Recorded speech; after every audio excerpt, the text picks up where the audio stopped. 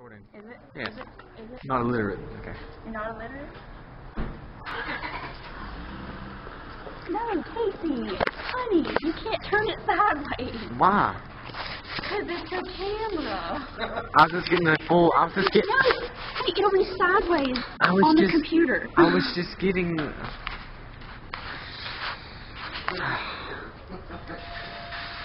Do your thing.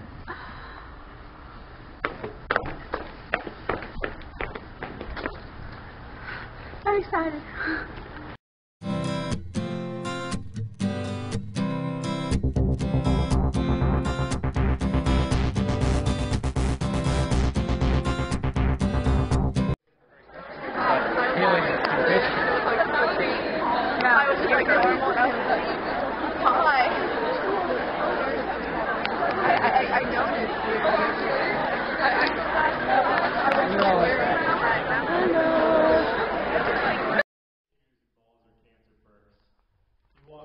You walk toward the TV where a huge pile of DVDs and video games were arranged into a vague pyramid shape. He bent at the waist and snatched up V for Vendetta. I was like the prototypical white Hoosier kid, he said. I was all about resurrecting the lost art of the mid-range jumper. But then one day I was shooting free throws, just standing at the foul line at the North Central gym, shooting from a rack of balls. And all at once, I couldn't figure out why I was methodically tossing a spherical object through a toroidal object. It seemed like the stupidest thing I could possibly be doing. I started thinking about little kids putting cylindrical pegs through circular holes and how they do it like over and over again for months when they figure it out. And how basketball was basically just a slightly more aerobic version of the same exercise. Anyway, for the longest time, I just kept sinking free throws. I hit like 80 in a row, my all-time best. But as I kept going, I felt more and more like a 2-year-old. And then for some reason, I started to think about hurdlers. Are you okay? I'd taken a seat on the corner of his unmade bed. I wasn't trying to be suggestive or anything. I just got kind of tired when I had to stand a lot. I'd stood in the living room, and then there had been the stairs, and then more standing, which was quite a lot of standing for me, and I didn't want to faint or anything. I was a bit of a Victorian lady, fainting-wise. I'm fine, I said, just listening. Hurdlers? Yeah, hurdlers. I don't know why. I started thinking about them running their hurdle races and jumping over these totally... I'm starting to see not just what you want from me, but what you want to get from what you got. There's not a lot of amputee heroes in history.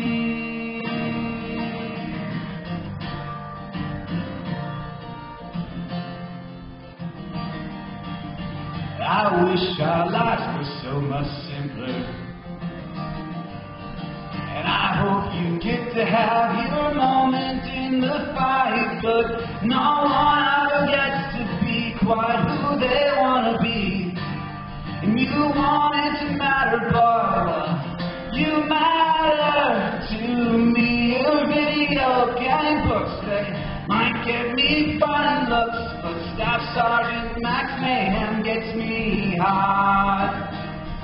And I'm starting to see not just what you want from me, but what you want to get from what you got. There's not a lot of amputee heroes in history, but I got one sitting right in front of me.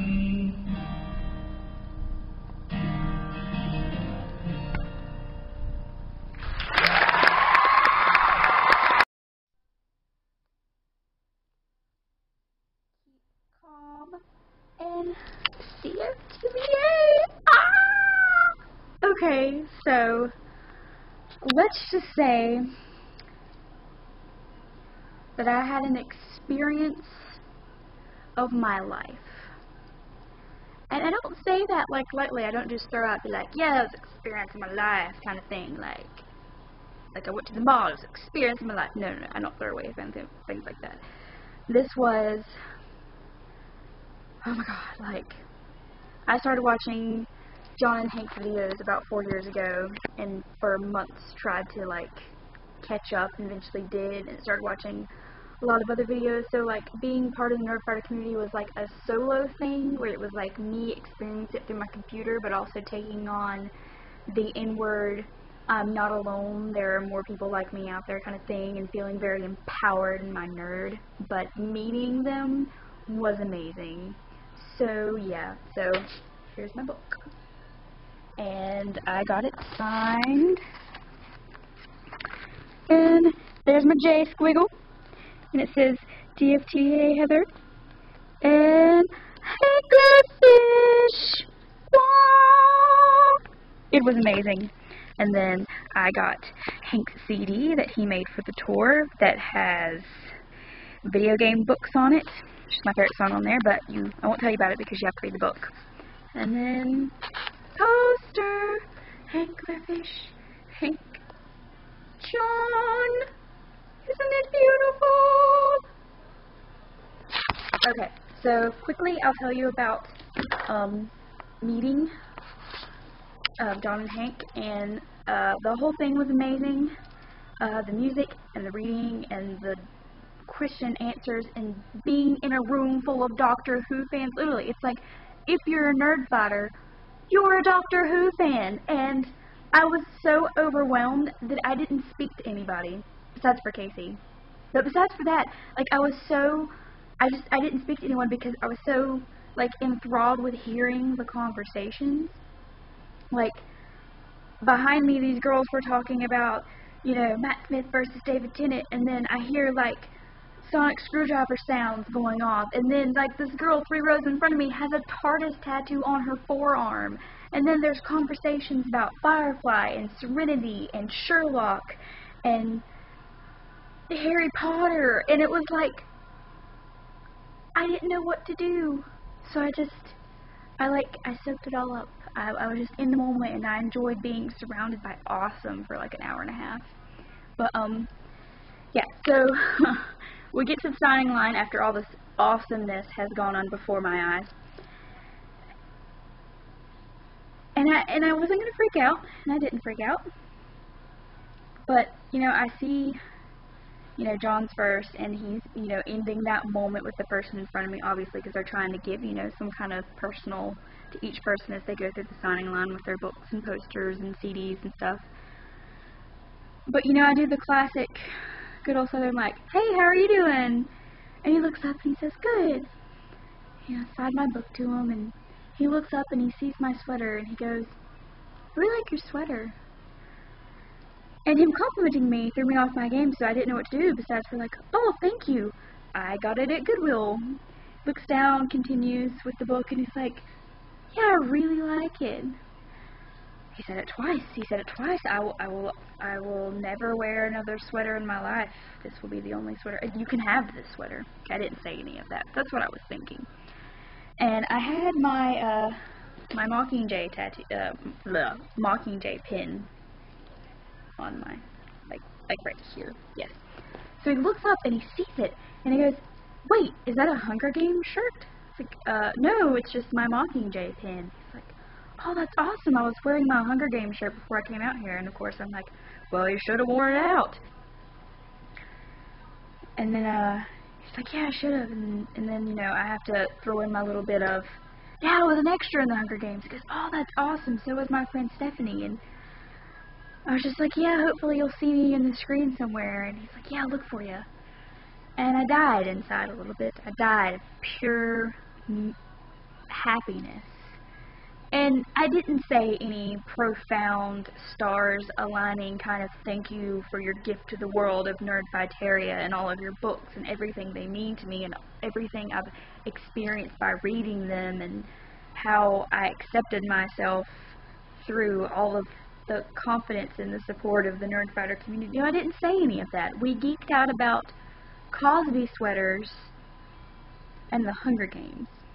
And it was real, and it was pure, and it was awesome. And I will appreciate that 30 seconds for the rest of my life. So by the time I got to Hank, I was so dumbfounded in this moment that I just kind of handed my book, and the only thing that sprouted from my mouth was Hanklerfish. To which he did. And then I think I said something where I was tripping over my words about I love SciShow And then suddenly the line was moving, and then he handed me my book and he smiled, and I said thank you, and it was over. And I went outside and I giggled and jumped up and down and screamed and spazzed for like 20 minutes. And it was awesome. And you girls are awesome. And I don't think your dress looks like a hooker dress, Jen. It's really pretty. So yeah, that was my life moment experience meeting John and Hank Green.